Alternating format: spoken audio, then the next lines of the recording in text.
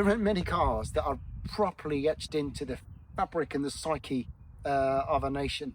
And this is definitely one of those cars. It's the MGB, and it's my MGB. And I've had this car now for 11 years. And in that time, it has been a blast.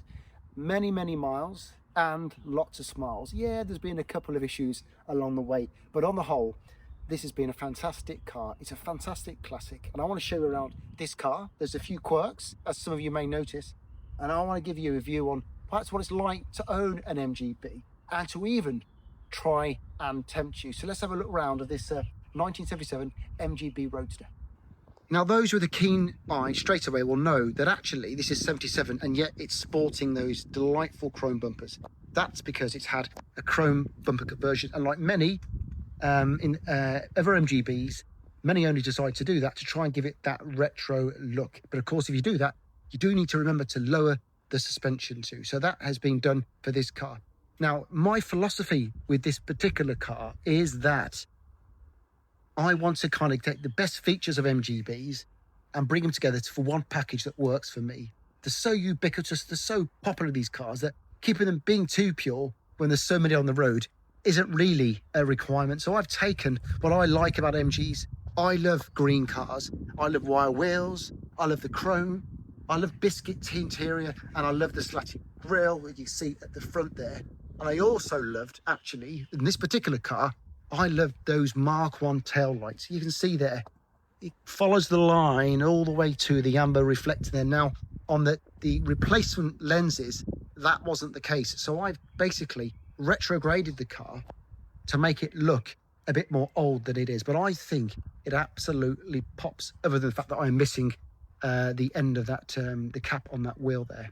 This one does also have the oversills on the sills there. Now, for many people, they will walk away and, in fact, run away as fast as 1,000 gazelles. However, okay, this car, the sills are absolutely fine. I take those off every year, check them. I have also sprayed Dinitrol in the sills, so that's absolutely fine. They're as fine as frog fur. And the other thing about this car, it's got bolt-on wire wheels. So these are pretty expensive. I managed to get a deal on them to really give it that classic look. So yeah, so superficially, that's what the car looks like from this kind of distance. It's in Brooklands green. Okay, it was quite a common colour. It started its life out in green as well. And it also, as you can tell, like the Jag we've done so much on, has these extra lights here. And of course, if I run along here, also on the back. And that suggests, and it came from the US, albeit built in Abingdon in 77. And you can see, if I look into the door here, it says Oklahoma. So it's spent the first 20 years of its life or so in Oklahoma. So yes, and you can tell it's had an American adventure because it's got an American boot rack. You don't see many of those in the UK. And it's also had, of course, that right-hand drive conversion, which was done on its return back to Blighty in about, I think, 93. Now, I redid this interior myself, again, about 10 or so years ago. And I took it all out and I basically recovered the seats in this new colour, this tan or biscuit colour. I also put new carpets down. I did the dashboard and whatever else to kind of give it that more classic feel. And, you know, this car, it does pop. I think it's the combination of that green and that biscuit I've spoken about before that gives it that quintessential British sports car look. And I think it looks really well here too. And the paintwork, whilst it isn't perfect, okay, it's very, very acceptable. And again, you know, could it do with a bare metal respray? Well, you know, if you're being perfectionist, you probably could, but really, given the value of these cars, you know, it looks absolutely acceptable. And I think it's fine for me, certainly for the next period of time. So the MGB was a replacement for the MG8, and that ran through the 50s, and again was a very popular car, very big in America. And they did, again, with a B series engine. They also did a 1.6 twin cam at some point, but the MGB took it to the next level, really. Perhaps not as beautiful arguably, but that monocoque body and a lot more fixtures and fittings to make the car a lot more capable and a lot more comfortable to drive. So from about 63 till about 1980, I mean, it's a hell of a, well, it could have been 62 actually, but an 18-year production run where they've been made the Roadsters, as we know, and also the GT, which was that Pininfarina style top from about 65. Those early cars were very much more pure, you know, three bearing engines. They also had that crackle dash, the leather seats, the bull door handles. But of course, as BMC and ultimately British Leyland got their fangs into it and sucked the blood out of the MG brand, the cars became very much more, you know, utilitarianism by the end of the 1970s and the early 80s.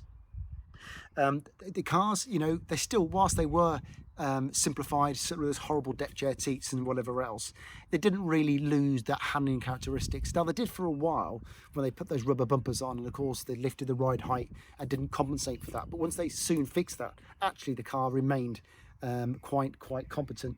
The reason I like this particular car is that the later cars were, you know, inevitably more reliable. However, I've got the look and the feel of an earlier car. So for me, I think that's a good compromise.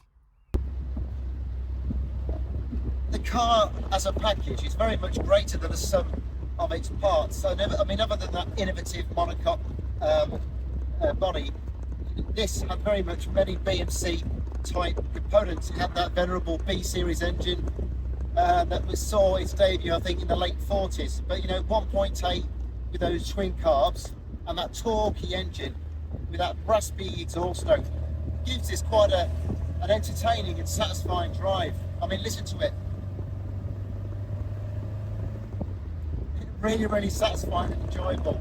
And because you're so low down and you're really involved and have to drive it, you don't need to go too fast. You know, if you do give it a bit of beans, yeah, you'll keep up with modern day traffic, no question at all. But you kind of don't need to, because this car really is at home on those A and B roads, just in and out, second and third gear, and if you've got it, overdrive. These were quite ubiquitous sports cars back in the day, and even now, and you know, given they're so common, you still don't see many on the road. It's amazing how many heads this car turns. It blows me away, actually, and the conversations you end up having in the petrol station. I just literally get into the car, was chatting to a lady walking the dog and saying how much she loved it. And I think the thing about this car is it really encapsulates what people think about when they think about a British two-seater sports car that might be an MG. It's got that, well, British race green, of course it's Brooklands, but people don't know that. It's got that green, dark green paintwork with that tan interior and that walnut dash, albeit a four-wheeler dash. And people look at the car and go, yeah, that's what, when I think about an MG, that's exactly what I'm thinking about. And then people look at this car and it very much brings that to life for them. It is a car you have to drive, no question, but it is straightforward enough to drive once you get your head around having no power steering. And I think the clutch on the gearbox are a little heavy, but once you get used to it, it's such a rewarding and engaging drive. This particular car, like so many B series engines, do sound great, and many people do say it. Even Richard Hammond said it when he got on one of his last car challenges in Top Gear, said this engine is one of the best sounding engines in the business.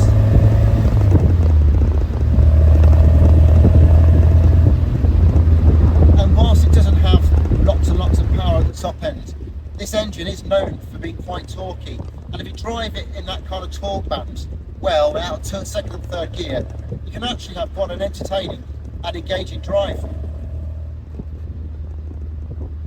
I mean, think about what these cars are worth nowadays. You know, MGs, I don't think, well, they're all immune to that kind of 40-year cycle where people die off and then demand goes, and therefore prices do soften. However, MGs, whilst they're not immune to that, they are very much a cultural icon, and it's amazing how many young people you do see in MGs. So whilst these prices are softening now, they're so accessible, and you're probably never going to lose much, never lose much if you were to invest in one. I say invest, and it's so much, you know, smiles for miles. It's never going to let you down. It's so cheap and cheerful to fix. I've driven this car all over the country, car shows, camping, special events, christenings, whatever else. I absolutely love it.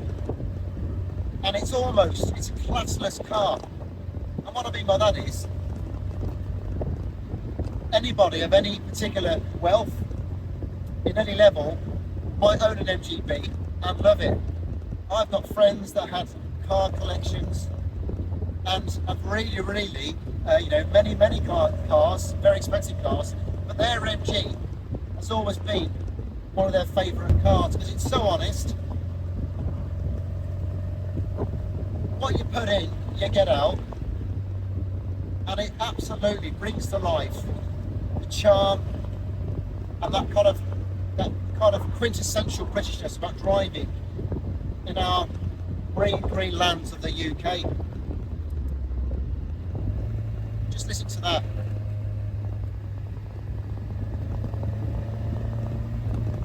I absolutely adore it.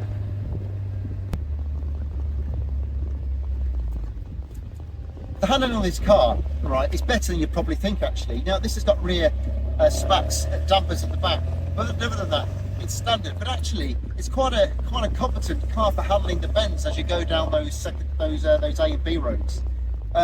Trust the car, and actually, it does pretty well. And if you do overdo it, the car gives you a bit of a gentle tap on the shoulder and says, you know what, gives you a feel, gives you a bit of a heads up to say, actually, you might be overdoing it, so just ease off and you can quite quickly recover. It does have a live rear axle and leaf spring suspension, so it is a little bit archaic, but actually, as I said before, as a package, it's lots and lots of fun.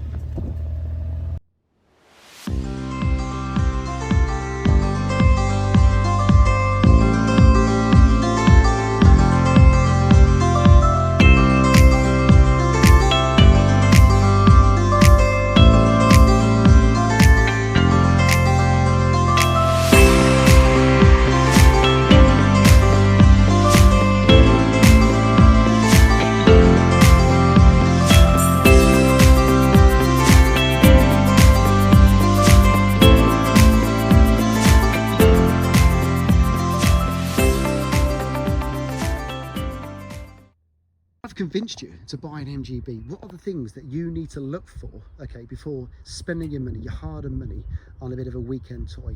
Okay, well, the key thing to remember, like any car this era, is of course the dreaded tin worm, and these rot for fun. In fact, when it rains, I'm sure I can hear this car rust.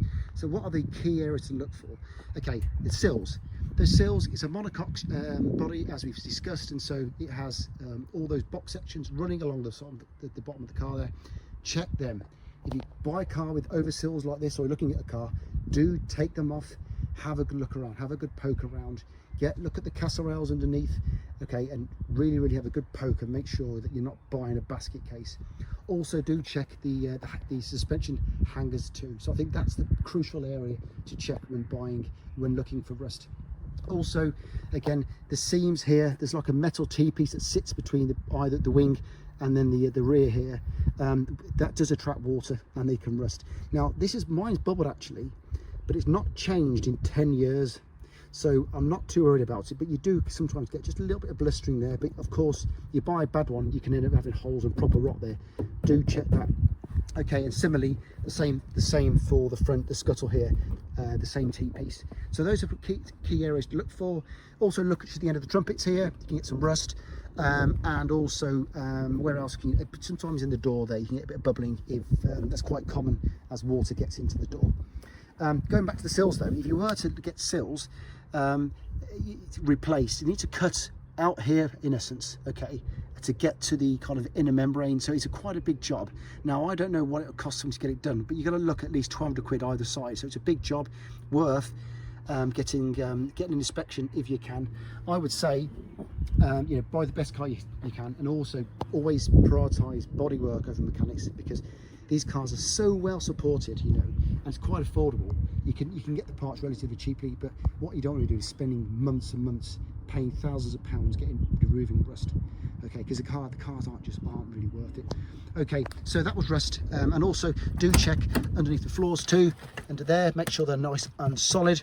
Okay, and other than that, those are probably the key areas I'd be checking for rust on an MGB. When you're going into the engine, I'll just pop up the engine again, 1 second. Other things you want to look for if you were buying one of these, you know, usual stuff, make sure there's no rust around the bulkhead. Engine leaks, there's a side tappet inspection cover valve, and they can leak there, just below. I can't show you here, but just on the manifold, so do check for that. Not a big fix, but it's worth watching. Also, oil leaks around the rear main seal. Again, that's something you should perhaps look for. Any signs of you know, head gasket potentially. You can see sometimes you can do the usual look in here, look for any kind of mayonnaise. Also, you can check your PVC and say you're a positive crankcase ventilation to see whether there's any kind of emulsification in there is worth checking too. But really, just looking for signs of any wear. Perhaps any misuse there, just the kind of standard stuff I would suggest. The engines do sound a bit tappety, okay, so you expect an element of tapping, but really you shouldn't have any, you know, it shouldn't be a significant sound. You also look for knocks, the lower end of the engine too. You might have you know, worn engines, so something you need to think about. Obviously, do check the oil pressure too. I'll just turn this car on quickly. Okay, you can see the oil pressure there just rising up nicely there. I'll give it a couple of revs. Look, it's a focus. I'm sorry, it's not. There we are. Just to fit. That's nice there. I'll go back. You can see now we're in the. You can see we're in the engine bay. The fan.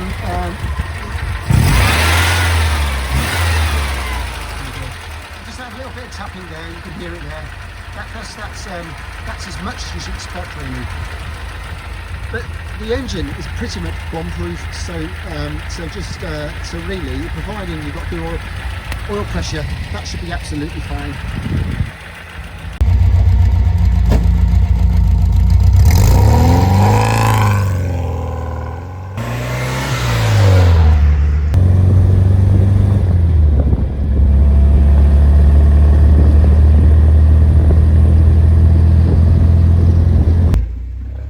So as the sun sets on a beautiful evening, how would I sum up this car?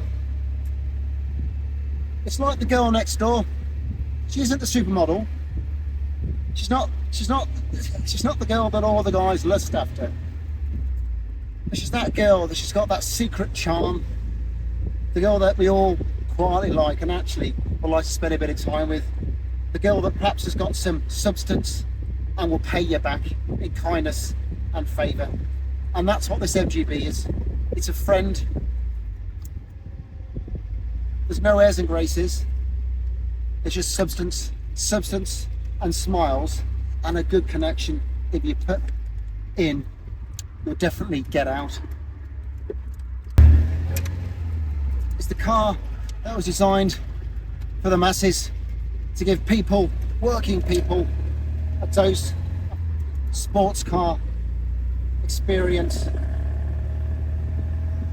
Those strivers and thrivers, the ability to get out, go for picnics,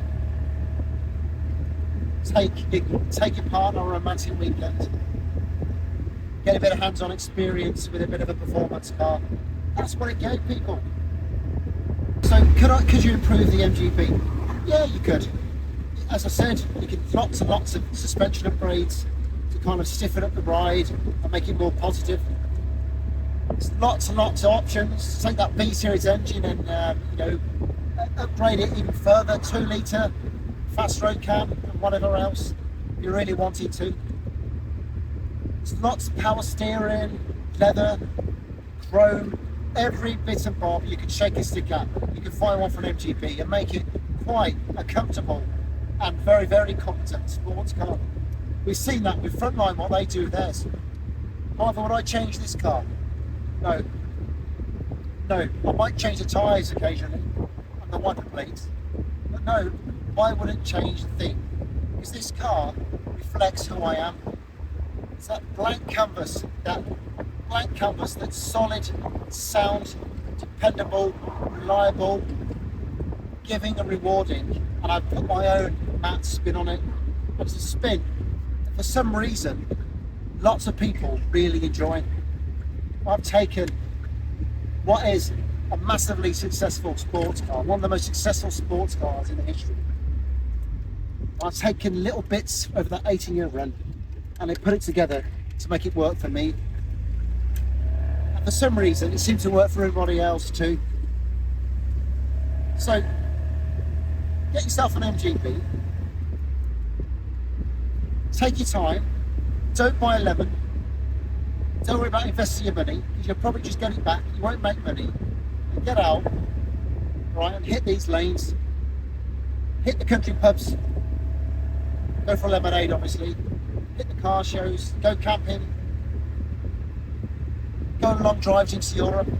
This car can meet every possible use case you want it to meet. Keeps it in modern day traffic. I can't speak highly enough for this car. This car will stay in my family for a long time, probably. And not because I simply love it, it's because it keeps doing what I want it to do without compromise. And I don't see why I should change a winning formula. City glowing, shining bright, music playing in my mind. Leave my worries far behind. All those summer nights feel so free and right. Dancing till the dawn in the summer nights. Friends together, hearts alive, talking stories through the night. Memories in every laugh, moments that will always last. So I hope you enjoyed my excursion around the countryside this evening, and what has been a wonderful, wonderful evening actually. And you got to know my MGB a little bit more. And look, it has got 95 horsepower, which isn't much by today's standards, but each of the horses in this car are all well trained, they're groomed, they're characterful, and together it makes a real hoot, especially when you're driving this car with the right setup, okay, and the right enthusiasm. It is very rewarding and certainly very competent, and I hope I perhaps persuaded some of you to think about buying an MGB as your starter classic. You certainly will not regret it. So it might not be that poster card that young boys and girls perhaps stuck with the oars back in the day necessarily, but actually it's very rewarding, and you can't go very far wrong if you were to buy an MGB, and I think it looks great.